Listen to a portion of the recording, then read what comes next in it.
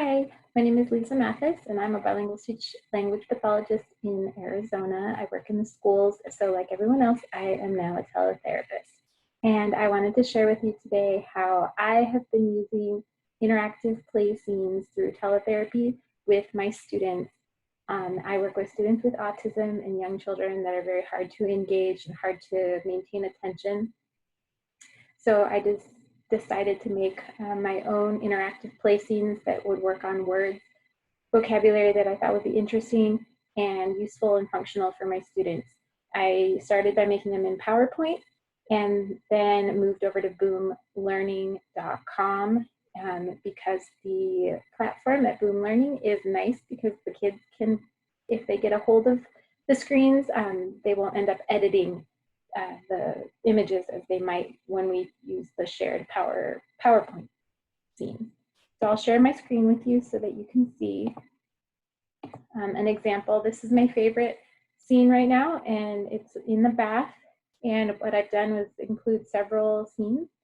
So I have several concept groups within the one scene. So down in the corner, we have dirty clothes. We can work on saying, ew, or that's disgusting, or getting rid of the dirty clothes, or saying that we need to use soap to wash them, to make them clean. But we can put them in the hamper, and we can work on all kinds of great articulation, vocabulary, social engagement, humor, while we put things away in there into the hamper. To take them back out, we can either start the card over or remove the face of the hamper and take out. Hooray, everything is out now. So moving on from there, you have a bath scene with lots of bubbles. The bubbles can be used for all kinds of things, just for fun, for popping by using your finger, just to drag them off and go pop off the top so they disappear. We've got big bubbles, medium-sized bubbles, and little bubbles. We have letters that can go in the bubbles, such as, I don't know, if your name is Pam, you can sound out your name, P-A-M, P-A-M. And then we can put, if you have a digraph, we could put CH together and say CH makes one sound. Ch. We could work on some early literacy there. You can also spell words within the scene like duck, soap, or any word that doesn't repeat a letter. Then we have shampoo and soap, so we can talk about washing. We can have our own washcloth that we had the child go get before when we said, today we're going to be playing in the bathroom scene. Can you go get something we wash with, a washcloth? Can you get something that smells nice that comes in the rectangle shape, or can you go get some soap? So we do a little scavenger hunt before. Also have a lot of toys ready, just random toys. It doesn't even matter, because when we're washing in the scene, we can also be washing in the videos, and kids can be doing the same with their favorite toys. We have ducks. I like to have several ducks, big and small, mommy duck, baby duck. We can work on sounds, and those are floating. We can all kinds of good words that we can use on top of the water.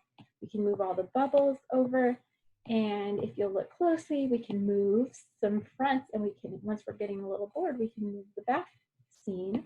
Maybe I want to move the clothes out of the way to make it a little prettier, but then we have an underwater ocean world with lots of sea animals, octopus, shark, whale, colored tropical fish, a shipwreck, island. Everything is movable. So we can start moving things around, telling stories, and taking screenshots by pressing window, print screen. I just did one right there, and it'll pop up in your picture folder if you're on Windows. If you're on Mac, there's a different series of buttons that you can press that I can't remember, but you can look it up easily online.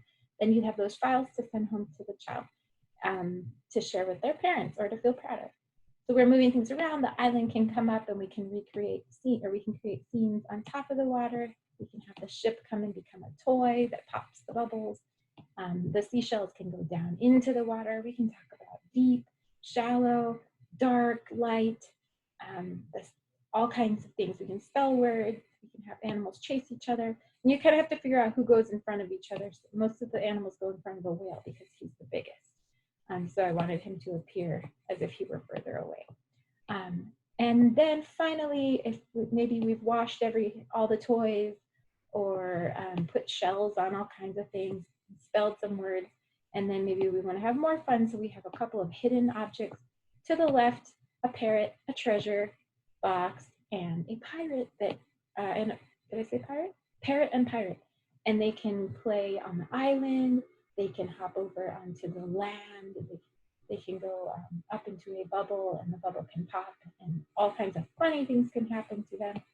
The bird can fly, and the treasure box can be maybe down at the bottom of the ocean where it's discovered behind the shell or in front of the shell. In front of the shell. See, some things are not exactly in order, but we can hide maybe behind the hammer. So there's all kinds of wonderful things we can do to target articulation. We pick a phrase like, if it's G's, we might say go down, go up. If it's P's, we're working on, pop, pop, pop.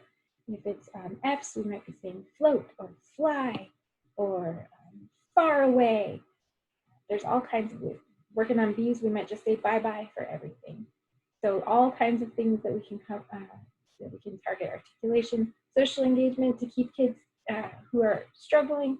We might use some containers to keep their attention, so we can put a toy in a container, shake it or hit it with something and say crack the egg or the box open, and then, oh, look, it's a whale, just like the whale, and then we move really big, whoa, whoa, whoa, whoa, whoa, to keep their attention on the screen and on our face, and really get close.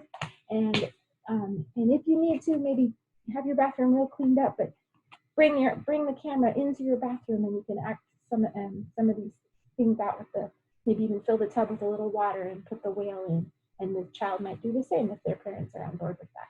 So tons of ideas. I hope this helps jumpstart some of your own creativity, and I hope that the scene is fun for you and for your student. Please leave feedback and let me know all the fun that you have exploring the underwater imagination world. And a lot of these principles apply to the other play scenes that I've created that I hope you will also take a peek at and enjoy. And that is all. Thanks for watching.